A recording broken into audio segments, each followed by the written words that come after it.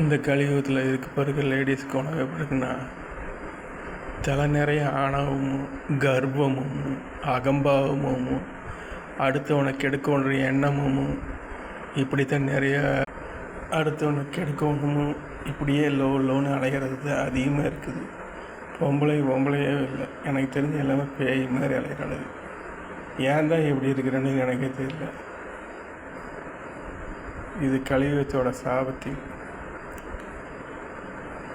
தான் வேலை பிறலை கெடுக்காதுன்னு வெறும் போர்டில் மட்டும்தான் இருக்கிறது. அடுத்தவனை எப்படி கெடுக்கலாம், அதை பண்ணலாம் இதை பண்ணலாம் நினைக்கிறது இல்லை. உண்மையான ஒருத்தி கூட கிடையாது. அதனால் இந்த கலியுகம் சீக்கிரமாக அழிஞ்சிரு. 2024 முடியும். இது எந்த கொம்பனாலையும் தடுக்க முடியாது.